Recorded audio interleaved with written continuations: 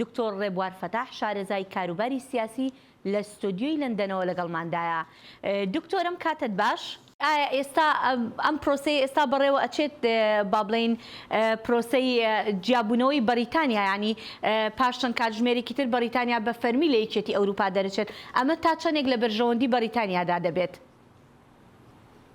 دیارەوە پرسیارێکی ئاڵۆزە بەڕاستی ڕەنگە یەک وەڵامی نەوێ، بەڵام ئەوە ما بیر نەچێکە هەر حاڵی حاضر بەریتانیا زەرەرمەند بوو لەوە چونکە بەریتانیا لە ئەندامی یانەیەکی زۆر بڵین پرستیژی جیهانیەوە ئەبێ بە وڵاتێکی تەنیا.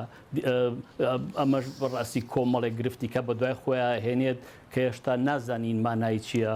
ئەو گفتوگوانە بەردەوام بن، ینی ئەمڕۆ لە سەعات 11 دقەی بەریتانیا ئیتر ئەندامێکێتی ئەوروپا نابێ و ئەو پرۆسێر زەحمەتە بگەڕێتەوە. بەڵام لە هەتاکو سیوەکی دەسەمبەری ئەمساڵ گفتوگەکان بەردەوام بێ بۆی بزان ئەو جیابوونەوەی مانای چییە. جیابوونەوەکەش زۆر شت لە خۆیەگرێ، هەرچی فەنکشنی وڵاتێکی هاوچەخی ئەمڕۆ هەیە لەژێر گفتوگۆایە. یعنی ئەوەش دیارە پەیوەندی بە بازرگانیەوە هەیە، پەیوەندی بە ئابووریەوەیە، پەیوەندی بە ئاسایشی بەریتانیا و ئەوروپاوە هەیە و پەیوەندی بە ئاسایشی جیهانەوە هەیە. زۆر کێشەی تر کە ئەبێ هەمووی گفتوگۆ بکرێت. زۆربەی چاودێرەکانی ژەوانش کە ئاگادارن وای تێگەن کە ئەو کاتەی ماوە نزیکەی 8 مانگە بێت، چونکە لە ئۆکتۆبەر بێ گفتوگۆەکان کۆتایی بێت. ئەو کاتە بەز نییە بۆ ئەوەی کە ئەو گفتوگوانە بەردەوام بێت و بگەنە بڕیارێکە کە بچێتە پیادەکردنەوە. بەڵێ باشە دکتۆر، کێشەی با بڵین سکاتلند چی لێ دێت؟ چونکە ئەوان دەڵێن ئەوان دەنگیان بەوە نەداوە کە جیا ببنەوە لە یەکێتی ئەوروپا. ئایا ئەمە جارێکی تر کێشەیەکی کە بۆ بەریتانیا دروست ناکات؟ بەڵێ هەر حاڵی حاضر سکۆتلند یا بڵێن ئیدارەی سکۆتلند کە ئەو کێشیان هوروژانوە جارێکتر، بەڵام دیارە سکۆتلند ناتوانێت بە تەنیا بڕیاری ڕەفراندەمێکی تر بدات. ئەو بڕیارە لە وێستمینستەر لێرە لە لەندەنە درێ، بەڵام گومانیتیانە ئەوە خۆشی فشارێکە لەسەر بەریتانیا. ینی ئەتوانی پێشبینی بکەی بڵێ ڕەنگە لە ڕێفراندەمێکی ترا سکۆتلند جیابێتەوە، چونکە وەکووە زانی سکۆتلند بڕیاری نەیەوە. بجگە لەوەش بەڕاستی لەندەنیش بڕیاری دەنگی نەیەوە بۆ جیابوونەوە.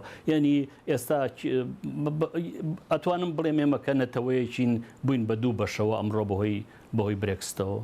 بەڵێ باشە دکتۆر، لەمڕۆوە کە با بڵین ئەوەی بەریتانیا بڕیاری دا و لە یەکێتی ئەوروپا دەردەچێت، ئایا کێشەکانی بەریتانیا خۆی چی لێ دێت؟ چونکە هەندێکیش مشتومڕ لەسەرەواکەن کە ئەمە پەیوەندی بە ئاسایشی بەریتانیاوە هەیە، چونکە بەریتانیا زیاتر پارێزراوە بێ ئەگەر لە یەکێتی ئەوروپا نەمێنێت.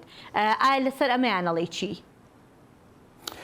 ینی هەر تەبەنەوە ڕاز نییە، چونکە کە بەریتانیا بەشێک بوو یا ئەندامێک بوو لە 28 ئەندامی ئەوروپی کە پێکەوە ئەیانتوانی ئاسایشی خۆیان باشتر پارێزن، ئەیانتوانی کە ئەوەی پێڵێن ئینتەلەجنس یا هەواڵگیری زۆرتر تەباب بکەن لە نێو خۆیانە، ناکۆکی بڵین کۆچی بکەن.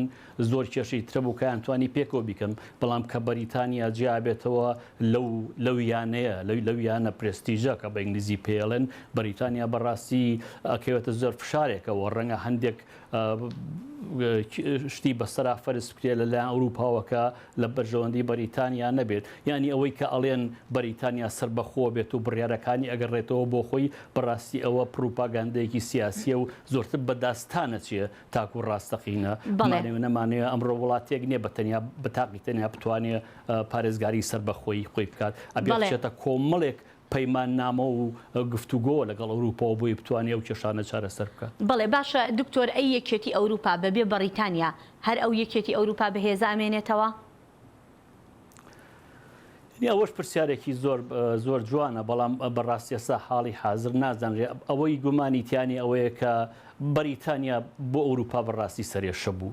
هەرچەندە ینی بەشداری بەریتانیا لە ئەوروپا بەشداریەکی زۆر چالاکانە بوو، بەڵام زۆرتر ئەو ئەندام پەرلەمان ئەو ئەندام پەرلەمان ئەوروپیانی کە بەشداریان نەکرد، ئەوانە موگە خەڵک دەنگی بۆیان کە دژی ئەوروپا بوون. ئەتوانم بڵێم ئەندام پەرلەمانەکانی بەریتانیا لەوێ زۆربەیان کاریان نەکرد بۆ هەڵوەشانەوەی بەریتانیا تاکو بۆ هەڵوەشانەوەی ئەوروپا تاکو و بژانەوە و گەشە پێدانی ئەوروپا بەڵام وڵات بەریتانیا بمانێ وڵاتێکە کە وڵاتێکە پای تایبەتی خۆی هەیە ئاسایشی خۆی توانێت پارێزیە ڕۆڵی هەیە لە جیهانی لە ئاسایشی جیهانیا ڕۆڵی هەیە لە کللتوری نێونەتەوەیە ئەمانە هەمووی کاریگەری زۆر گەورن وڵاتێکی گرنگە بەڵام ینی کە نەیتوانی لە ئەوروپا بمێنێتەوە بە بۆ چوونی من هەردوو لا لاواز دەبن ڕەنگە بەریتانیا زەرمەندتر بێ بەڵام ئەوروپاش زەرمەند دەبێت لەوەی کە